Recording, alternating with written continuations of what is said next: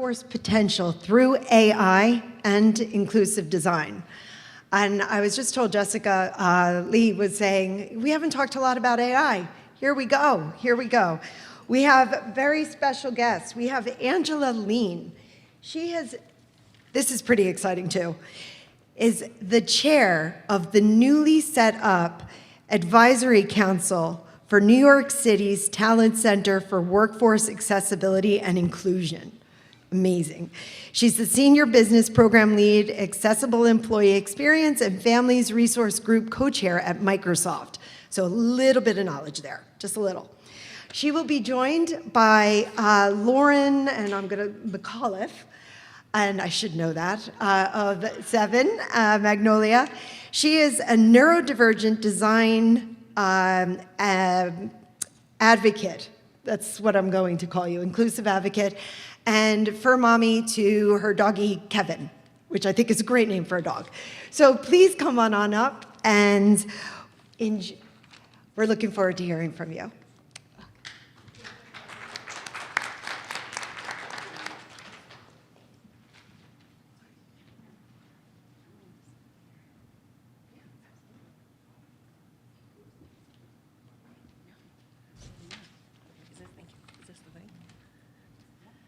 Hi, everybody. How are you?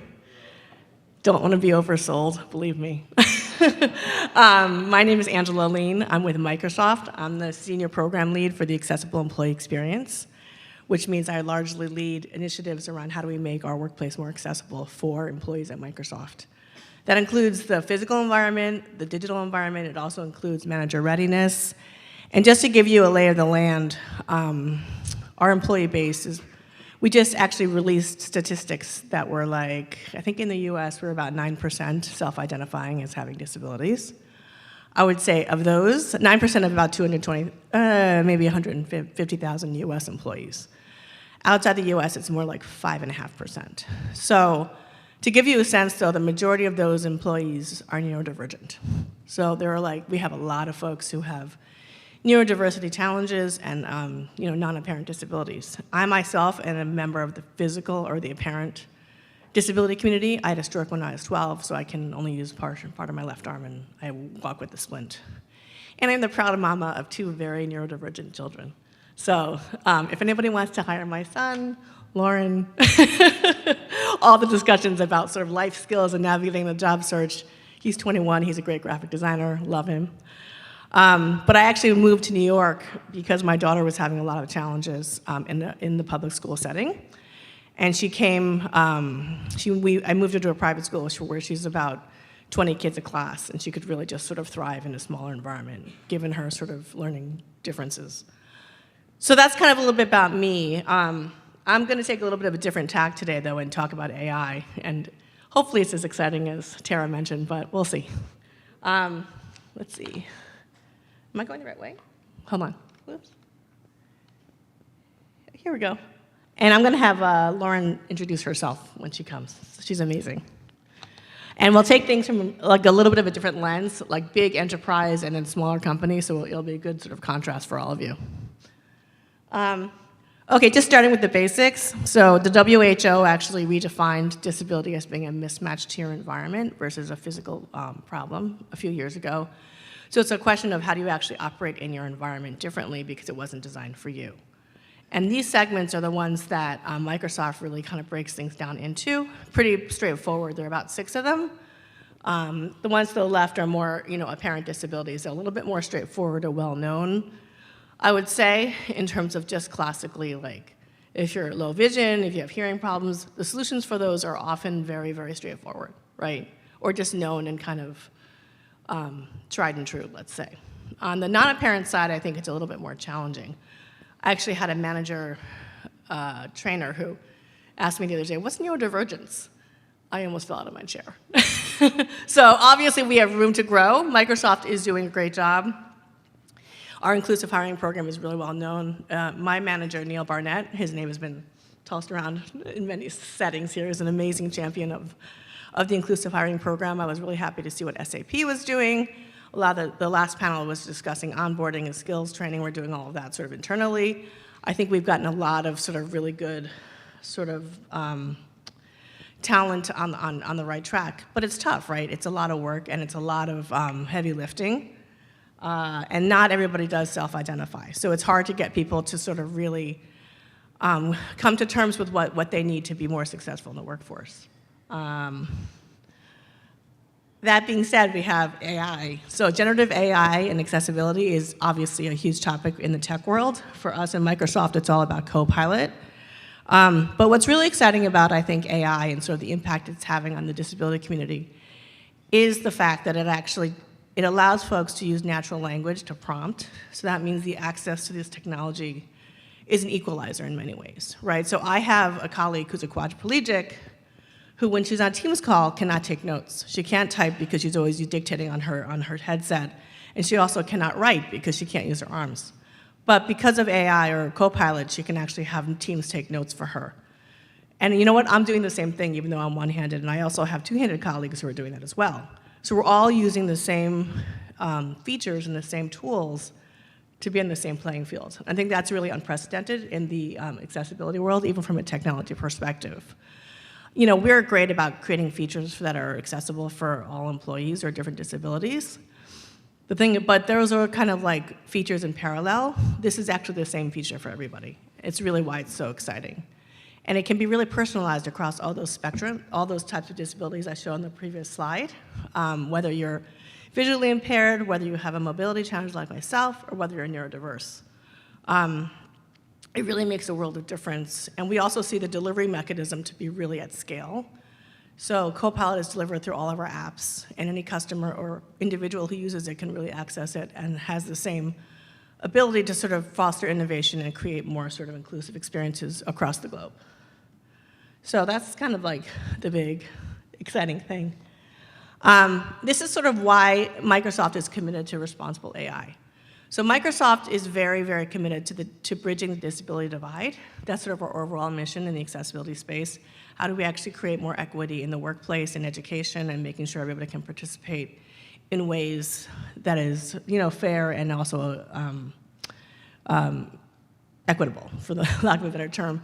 And in terms of the Copilot experience and developing it to be more accessible, my team, the Office of Accessibility, has really been on the ground floor looking at different aspects of how we make sure that the tools are working for folks with disabilities. So that means looking at the user experience, making sure the interface is accessible, that anybody can use it. The other thing is looking at the data sets that we're drawing from. So a really exciting example is we just announced a partnership with Be My Eyes, which is an organization that helps blind individuals actually look at, they can call, a low vision or blind individual can call in to Be My Eyes and have a volunteer read to them or describe to them what they're seeing through their camera. So it's a really, really cool service. But in that process, they actually have a database, right, of all the different things that folks are calling in on.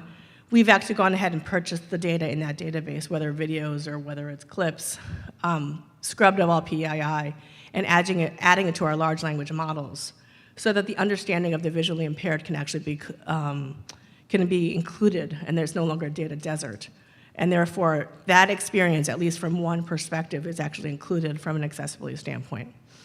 And we're also doing lots of things like trying to help train the model so they're less ableist.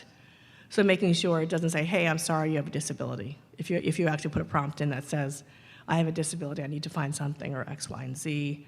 Or making sure that neurodivergence or autism are actually language terms that they understand. So we've been doing a lot of work on the ground. We've also been doing a lot of sort of use case scenarios. I have a link in the deck that talks about different ways that our employees have been using AI to help them kind of manage better in the workplace. This is just a really high-level description of how Copilot worked. I'm not going to go into too much detail, but it's basically the coolest thing ever. And it's very much a game changer in the sense that it's like, again, the different modalities through which different people can actually access it, regardless of your disability type, whether it's cognitive or whether it's physical, has really allowed everybody to use it. My last statistic that I saw is I did a survey. 8 in 10 of our employees with disabilities who actually responded are using Copilot.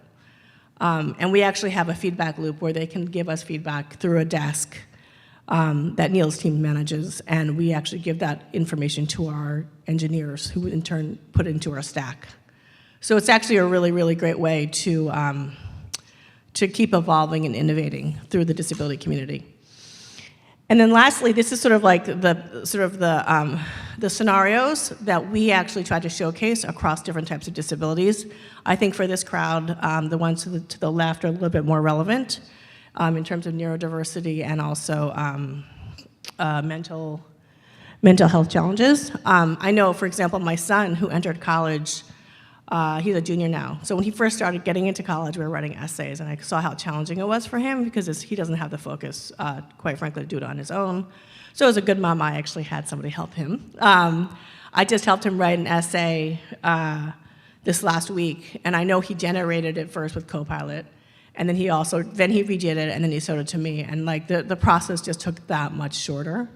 And I think his ability to sort of focus on really his voice versus just production is sort of the key for a lot of folks who have executive functioning challenges or have different kinds of, sort of the lower order work, the more mundane that people have trouble focusing on can really be taken care of and automated, which allows for people's creativity and sort of innovation to come through, which is sort of the key to unlocking a lot of this great talent.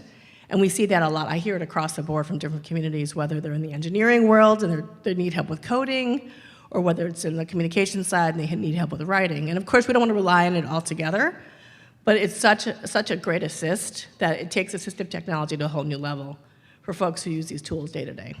And I really invite you to think about, like, again, these scenarios are not specific to these disabilities, but they help everybody. And I strongly encourage everybody, I think one of the previous speakers talked about this, is learn about the assistive technologies and the AI tools that you have in your office. It can be a game changer for everybody, and it's also something that I think enabling your workforces to do that will really, I think, unleash talent. So the big narrative at Microsoft is sort of we really, really believe in how lived experience drives innovation, and it really drives sort of diversity in thinking and thought. And I think that's a truth for any organization that hires more broadly and thinks about challenges, but it then enables that talent to perform at its best is sort of the key. So hopefully you guys, also if you want to give feedback on how your experience is with Copilot, I have some links here. But it's actually not trying to sell you on Copilot, I'm just trying to show you the impact, right? So I think it's actually a great tool that we found very, very helpful to our disability and neurodivergent community. Okay, thank you. I'm going to pass it over to Lauren.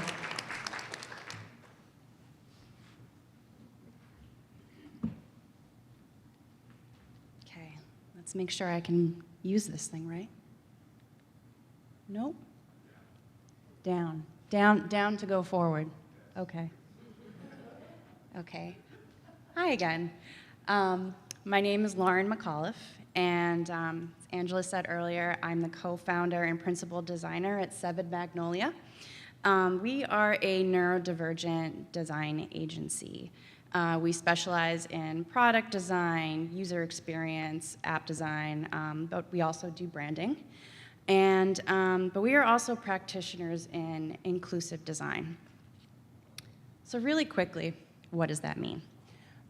So inclusive design acknowledges the full range of human diversity when designing solutions to create experiences that are more equitable. Now, neurodiversity, we all know what it is by now. But it recognizes the natural brain variations instead of operating on a binary of what's normal and what is also abnormal. And one thing I did want to mention today is neurodiversity isn't just something that you're born with. It can be something you acquire. It can be situational. It could be someone who's struggling postpartum. It can be even during situations of high stress that really puts a strain on cognitive load and executive functioning. So what happens when you marry those two things together? Well, you come up with neuro-inclusive principles. And that considers differences in cognition, in learning, and processing information when you're designing solutions. So who doesn't love a poop emoji? But really, why should you care? If you're a small business, why should you care about this? Well, like a few other people said today, 20% of the population, that is huge, is neurodivergent. That means 20% of your employees could be neurodivergent. So do you actually know how to help that 20% thrive? But also, an entire workforce is being excluded because of outdated systems and bias. Now, do you know in your company and in your organizations how to remove and identify those barriers? What I'd like to share with you 4 core inclusive, neuro-inclusive principles that we use almost daily in our work at 7 Magnolia. But these are also principles that are embedded in our values as a company. The first one is flexibility and autonomy. So what does this look like in digital design? It looks like allowing customization, theming, honoring operating system preferences. For example, let's say you, on your iPhone, choose to reduce motion. Well, if we were to build an app or a website, we would honor your settings. Now, what does that look like in a workplace application? We've also talked about this a lot today, asking about preferences with communication, but also in participation, allowing people to participate, whether it's written word versus video versus audio, so giving that flexibility.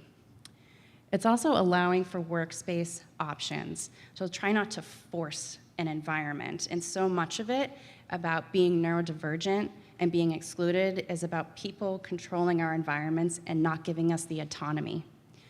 So solo space versus open workspace. I feel like it was the early 2000s when people were like, oh my God, open concept. But if you're neurodivergent, sometimes that can literally do the opposite of what you needed to perform your job best. And something that we're normalizing and practicing today is respecting people's social batteries. So it's all on everybody's tag today. And if you're neurodivergent, you could be super, social, or you could be very burnt out by a lot of social interaction. So normalizing that people are at a different level. So the second principle is creating reassurance. So reducing uncertainty and easing anxiety. And here's an example of what it looks like in digital design. So here is a behavioral health platform. So this could be the first time someone encounters this platform to seek mental health support. And that can be emotionally straining. That could be cognitively straining. So how do you support someone that is in that state of mind? So at the very beginning, we address all the what ifs. So what is going to happen next when I engage in this platform? Step 1, it's a 10-minute video to watch. Step 2, a 5-minute reflection period. And then step 3, you get your support. So I know exactly what this platform is asking of me. And I also heard in someone say earlier in a workplace application, it can be so simple as like sending an agenda, but also allowing people to know, okay, in this meeting, this is the level of participation we're expecting from people, and this is how you can participate. Number 3 is respect and guide focus, and I like the idea of respecting focus because it can be really precious to some people that have executive function challenges. So in digital design, reducing cognitive load, especially when it's a really big task, so breaking that up into step-by-step patterns. It's also, this is an accessibility best practice in digital design, is making sure there are focus states. So when you have a user that's interacting with a user interface, always having that highlighting where their focus is currently at. And in the workplace application, reducing distraction and interruption also looks like, and not only allowing, but encouraging noise-canceling headphones, having designated quiet spaces. But something that we practice at 7 Magnolia is on our Slack channels, we have a focused work status. So we allow our team members, sometimes even our clients, that, hey, we're in, as my partner and co-founder said earlier, I'm in the tunnel right now, but happy to talk once I'm out of it. And another super important thing is for managers. We talked a little bit, I've heard some people talk about what is an effective manager. And it's someone who asks what their team member needs and not only knows, but advocates for them. And the last one is challenge your bias. So in digital design, we put a lot of effort in, if there's certain demographics that we have to represent, making sure we represent them accurately. So in this case, I wanted to have 4 images of people that could be neurodivergent. And when I ask you, what is it someone who has OCD or ADHD or autism look like, I want you to pause and question whatever image comes to mind. Because when it comes to neurodiversity, it is at the heart of intersectionality. It is at the heart of being a human being. You can be a person of color, you can be non-binary, and you can be neurodivergent. So in the workplace application, it's about normalizing neurodivergent traits and differences. It is about noticing your judgment. So if I'm up here giving a talk and I see someone doodling or fidgeting, check yourself before you start labeling that person as, oh, they don't care what I have to say, or they're being disrespectful. When in fact, they could be doing exactly what they need to do to hear every word you're saying.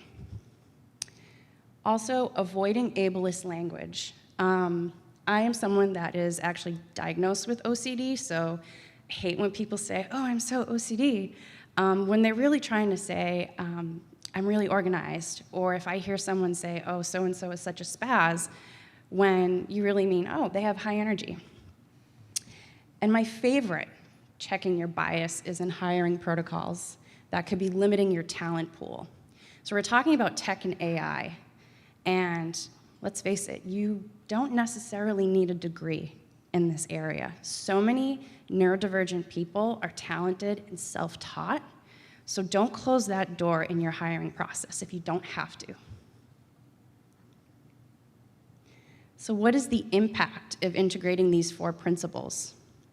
Well, the first is you're building a culture of openness and psychological safety, and that helps create well-being among your workforce. Second, you're creating flexible policies that allow your neurodivergent and all neurodiversity thrive. And when you think about your workforce, think of this image of a garden. And not every plant is going to need the same amount of soil, water, and sunlight to thrive. And lastly, you're going to access a wider pool of talent that offers creativity and divergent thinking. So the biggest takeaway is that neuroinclusive practices are not a one-size-fits-all. They're a constant evolution of learning, supporting, and adapting to individual needs. And as a small business, I can tell you it's possible. You don't have to break the budget. You don't have to, exhaust your resources. You can start taking these small principles and these small steps, and you can incorporate that into your culture today. Thank you.